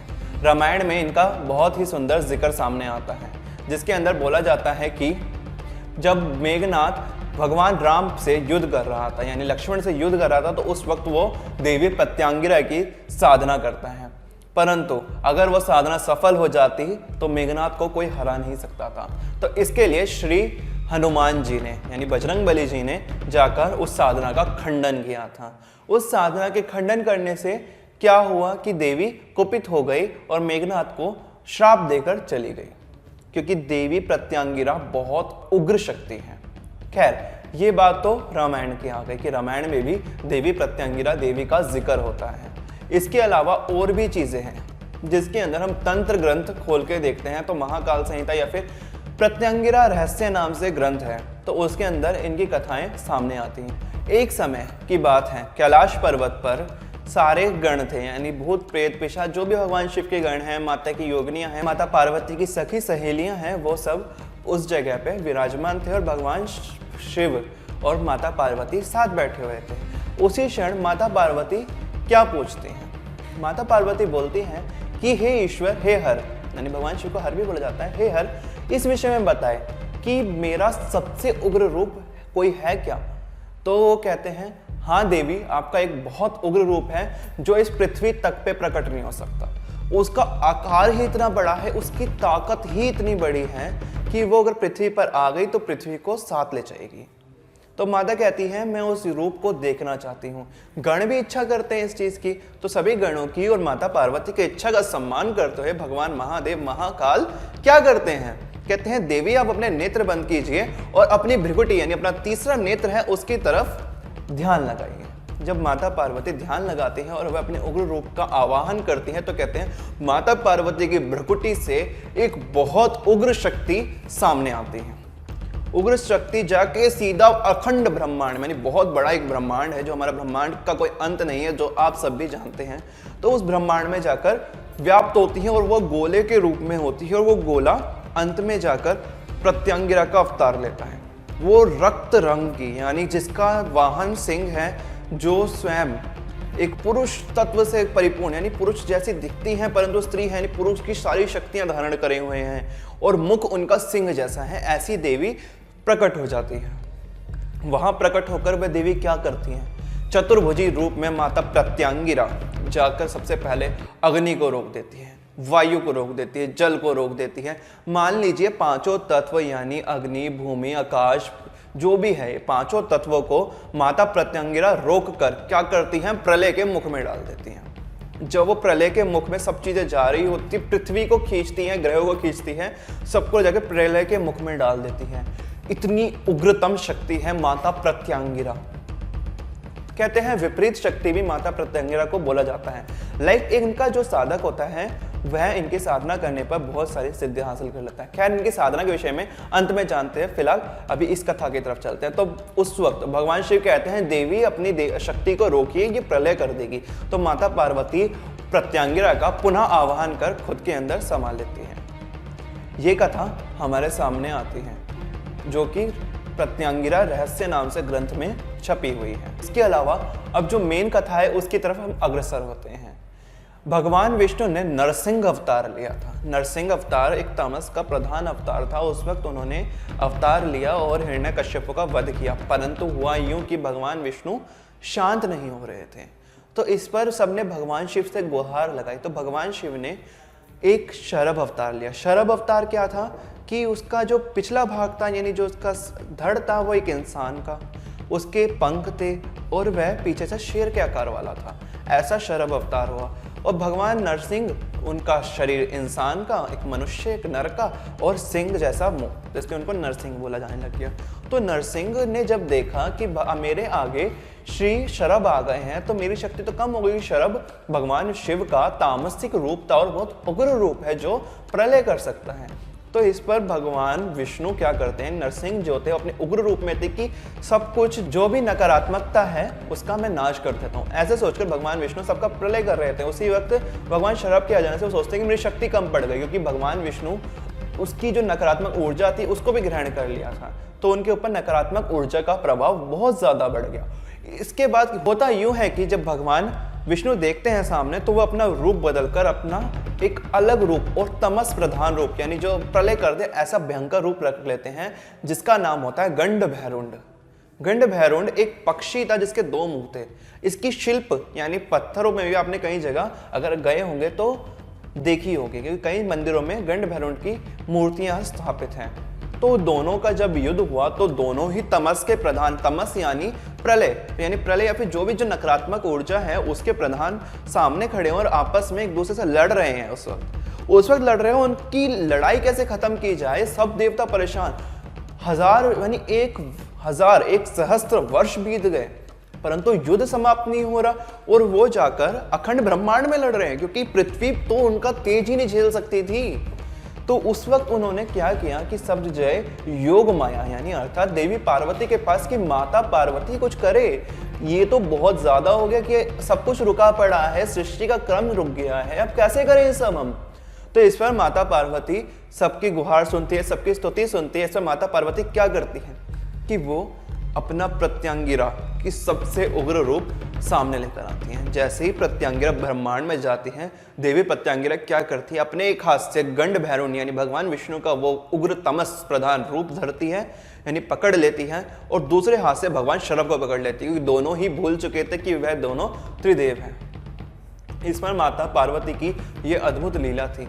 तो माता प्रत्यांगिरा क्या बोलती हैं, माता प्रत्यांगिरा का रूप बहुत उग्र है, देखने में भी बहुत ज्यादा उग्र है, उनकी जीभ लपलपाती हुई बाहर आती है और सिंह जैसा मुंह है। तो वह बोलती हैं कि दोनों जितनी शक्ति है, जितनी पावर है लगा दो, आप दोनों में जितनी शक्ति है लगा दो, मुझसे छूट जाओ। दोनों देवता शरभ और गंड भैरुंड अपनी पूरी पावर लगाते हैं, परंतु होता यूं है कि कुछ भी नहीं हो पाता। वह दोनों एज इट इज यानी जैसे थे वैसे ही वहीं के वहीं थम जाते हैं। वे समझ जाते हैं कि हमसे भी उग्र शक्ति हमारे साथ है और वह कोई और नहीं, हमारी ही देवी अम्बा यानी देवी पार्वती ही इस रूप में हमारे सामने है। तो वे दोनों अपने पूर्ण शंकर और भगवान विष्णु अपने रूप में आ जाते हैं, अपने गंड भैरुंड और शरभ अवतार का त्याग कर कर और माता पार्वती से क्षमा प्रार्थना करते हैं। एक कथा तो ये सामने आई, एक कथा आपने सुन ली। इसके अलावा जगत के आगे माता का नाम प्रत्यांगिरा क्यों पड़ा, इसके विषय में जानते हैं। होता यूं है कि एक समय प्रत्यय, ऋषि प्रत्यय और अंगिरस, ऋषि प्रत्यय और अंगिरस माता अंबिका यानी अंबिका के सबसे उग्र रूप की साधना कर रहे होते हैं उनका दर्शन पाने के लिए, परंतु उन्हें पता नहीं होता कि कौन सा उग्र रूप है। इसके लिए वो दोनों यूं करते हैं कि वो साधना में तत्पर रहते कई वर्ष बिता देते हैं। उस समय माता अपने उग्रतम स्वरूप माता प्रत्यांगिरा के रूप में दर्शन देती है, परंतु उन देवी का कोई नाम नहीं होता प्रत्यांगिरा। अब कैसे नाम पड़ेगा अब जानेंगे आप। तो कहते हैं कि उन दोनों को प्रसन्न होकर माता प्रत्यांगिरा यह आशीर्वाद देती है कि आप दोनों ऋषि प्रत्यय और ऋषि अंगिरस के नाम पर प्रत्यय से प्रत्यय और अंगिरस से अंगिरा निकाल कर मेरा नाम प्रत्यांगिरा पड़ेगा। यानी अपने ही भक्त के नाम पर देवी ने यह वरदान दे दिया कि मेरा नाम भी प्रत्यांगिरा होगा। सोचिए कितनी करुणामयी है। कहते हैं ना शेरनी भी अपने बच्चे को प्यार करती है, वैसे ही देवी प्रत्यांगिरा है, वह भी अपने बच्चे को प्रेम करती है। यह एक अद्भुत कथा है, बहुत ज्यादा विस्तृत है। खैर इनकी भक्तों की साधना की तरफ चलते हैं। कहते हैं देवी प्रत्यांगिरा जो है उनकी जो साधना करता है ये विपरीत शक्ति है। विपरीत शक्ति से क्या समझते हैं कि एक अपोजिट पावर, एक अपोजिट पावर है। लाइक कि कोई भी एनर्जी आपके पास आ रही होगी तो वह उस एनर्जी को रिफ्लेक्ट कर देगी। लाइक मिरर है कि एक एनर्जी आपको किसी ने आपके पास नेगेटिव एनर्जी भेजी, लेकिन देवी प्रत्यांगिरा सामने आई और उन्होंने उस एनर्जी को दुगना करके उसी इंसान को वापस लौटा दिया। एक तरीके से कह सकते हैं रक्षण की देवी भी है और प्रलय की देवी भी है। ये बहुत उच्च कोटि की देवी मानी जाती हैं। खैर इसके अलावा माता प्रत्यांगिरा के विषय में आपको और भी विस्तृत जानकारी चाहिए तो आप हमें कमेंट सेक्शन में नीचे बताएं और हमारे चैनल को सब्सक्राइब करना ना भूलें। आदेश, जय सेवा, जय महाकाल। माता सीता ने क्यों धरा महाकाली का रूप? आदेश जय सेवा। मैं कुणाल आपका पुनः स्वागत करता हूं दिव्य रहस्यम की अद्भुत पेशकश में। आज हम बहुत बड़ा रहस्य का एक खुलासा आपके आगे करने वाले हैं। जी हाँ, सीता देवी यानी माता सीता, श्री राम की पत्नी सीता माता ने क्यों धरा था महाकाली का रूप, ये अद्भुत कथा आज हम आपको सुनाते हैं। अद्भुत रामायण में एक अद्भुत रामायण रची गई। वाल्मीकि जी ने रामायण रची जो कि 24,000 श्लोकों में थी, परंतु उसके अंदर उन्होंने ध्यान दिया कि उन्होंने माता सीता का वर्णन किया ही नहीं। मतलब कि बहुत कम निम्न मात्र, मतलब कि छोटे पैमाने पर सीता माता का वर्णन किया, परंतु वह ज़्यादा उनका विस्तृत और उनका महात्म्य रच नहीं पाए, यानी कि उनकी जो महिमा थी वो गा नहीं पाए। तो इसलिए उन्होंने एक अद्भुत रामायण जैसे ग्रंथ का निर्माण किया। उसके अंदर एक बहुत ही अद्भुत कथा आती है। कहते हैं कि माता सीता साक्षात शक्ति स्वरूप है। सत्य है, माता सीता महालक्ष्मी का अवतार है। खैर, सब जानते हैं कि देवी पार्वती ने काली रूप धरा, परंतु बहुत कम लोग जानते हैं कि हर देवी अपने एक उग्र रूप में जगत में है। उसी प्रकार देवी महालक्ष्मी भी भद्रकाली रूप से जगत में कभी कभी सामने आती है। खैर, कथा की तरफ पुनः चलते हैं। कहते हैं कि जब रावण का वध हुआ उसके बाद भगवान श्री राम से माता सीता ने कहा कि एक और रावण है। जी हाँ, एक और कथा है इसके अंदर है। कथा के अंदर से कथा निकलती है, कथाएं अनंत है। तो एक रावण था 10 सर वाला, एक रावण था 1000 सर वाला, जो कि पुष्कर द्वीप में रहता था। यानी कि एक तो लंका में है, एक पुष्कर द्वीप वहां से पास में ही था, वहां रहता था। तो वो भी था। तो सीता माता ने जब लंका में थी तो बहुत बातें हुई थी, तो उसी बीच में यह बात भी सुनी थी। अद्भुत रामायण में साक्षात प्रामाणिक रूप से स्पष्ट लिखा हुआ है कि देवी सीता ने महाकाली रूप धरा। तो खैर, कथा की तरफ बढ़ते हैं। उस वक्त वह वहाँ पे गए, जब सीता माता से मिले, अग्नि परीक्षा तक हो गई। उसके बाद सीता माता कहती हैं कि आपने 10 सर वाले रावण को मार दिया, इसके अंदर कोई बड़ी बात नहीं थी। बात तो उस 1000 सर वाले रावण को मारने वाली है, जो कि 10 सर वाले रावण जैसा दिमाग और काम करता है। सोचिए उस वक्त ऐसी क्या थी सिचुएशन। तो फिर भगवान राम ने कहा, ठीक है देवी, आपकी यही इच्छा है तो मैं उसे भी मारता हूँ, क्योंकि वह राक्षस है और वह भी दुष्टता पे उतर आया है और दुष्टता करे जा रहा है और संसार को कष्ट दे रहा है। तो उस वक्त श्री राम जाकर उस पुष्कर द्वीप में पहुंचते हैं जहां 1000 सिर वाला रावण बैठा हुआ। तो श्री राम वहां जाकर युद्ध का संदेशा भेजते हैं। उसी वक्त कहते हैं कि जो सहस्त्र रावण था, यानी 1000 मुंह वाला रावण था, वो भी श्री राम से युद्ध करने आने वाला था, क्योंकि उसके 10 सिर वाले भाई रावण का वध कर चुके थे श्री राम। तो उस वक्त वह रावण क्या करता है, जैसे ही महल से निकलता है तो संदेशा वहां खड़ा होता है, उसी बीच में वह तीर चलाने लग जाता है। उसी बीच क्या होता है कि वह सबको धाराशाही कर देता है, लक्ष्मण, वानर, सुग्रीव, सभी को, यहाँ तक कि बजरंगबली हनुमान जी को भी धाराशाही कर वह तीर चलाता है और श्री राम की छाती को भेद देता है। श्री राम की छाती से वह तीर पार जाकर पृथ्वी में समा जाता है, यानी पाताल लोक पहुंच जाता है। सोचिए कितना पराक्रम होगा। जब ये बात जाकर सीता माता को पता चलती है तो सीता माँ को बहुत क्रोध आता है, परंतु वह यकीन नहीं करती कि श्री राम को भी कोई हरा सकता है। तो इसके लिए सीता माता पुष्कर द्वीप के लिए खुद प्रस्थान करती है। जब वह प्रस्थान करती हैं तो वह पुष्कर द्वीप पहुँचती हैं, तो वह सबसे पर्वत पे चढ़ती हैं। पर्वत पे चढ़ के वह सभी को देखते हैं कि वानर जी, सुग्रीव, अंगद सभी धाराशाही बेहोश पड़े हैं। ऐसा क्या हुआ? उसी बीच सीता माता की नज़र लक्ष्मण जी को देखती है, उसी राम जी को ढूंढ रही होती है और राम जी पे जैसी दृष्टि पड़ती है सीता माता कुपित हो जाती है। सीता माता को बहुत क्रोध आता है, बहुत ज़्यादा। तो वह देखती है कि श्री राम मृत अवस्था में वहाँ पड़े हुए हैं। तो सीता माता ये देखते ही माता भद्रकाली का स्वरूप सामने ले आती है और जाकर सहस्र रावण के जो सर थे, यानी 1000 सिर थे, एक एक करके उनको काटना शुरू करती है। कहते हैं जब सीता माता का ऐसा उग्र रूप हुआ तो पूरा ब्रह्मांड हिलने लग गया था। सोचिए कितनी बड़ी शक्ति थी। सीता माता को सब यूं ही समझते हैं। वह चाहती तो रावण का पल भर में संहार कर सकती थी, परंतु वह ऐसा नहीं करा। खैर, बात पे आते हैं तो कहते हैं जब सीता माता ने ऐसा किया तो उनके शरीर से बहुत सारी योगनियाँ प्रकट हो गई देखते देखते। उसी बीच में उन योगनियों ने सहस्र रावण के एक एक सर को पकड़ा और गेंद की तरह, यानी बिग बॉल की तरह उनसे खेलना प्रारंभ कर दिया। सीता माता इतना ज़्यादा क्रोधित थी क्योंकि रामायण में इस तरीके का बदलाव सब सामने आ रहा था, तो कि रामायण जो पहले ही रच चुकी है, यानी जो रावण का वध तय था तो उस बीच में जो रावण है यानी सहस्र रावण है उसे ऐसी बहुत ही ज़्यादा डिटेल में या फिर विस्तृत रूप से वर्णित होती है। खैर आगे यूँ होता है कि जब ऐसा हुआ तो सीता माता क्रोध के मारे प्रलय करने लग जाती है। माता का इस प्रकार प्रलय होता देख भगवान महाकाल यानी भगवान सदाशिव जाकर भगवान ब्रह्मा से बोलते हैं। भगवान ब्रह्मा नीचे आते हैं, पृथ्वी पर आते हैं और सीता माता यानी सीता माता जो भद्रकाली के स्वरूप में यानी महाकाली के स्वरूप में सामने थी उनसे क्षमा याचना करते हैं, परंतु अब शांत हो जाए तक।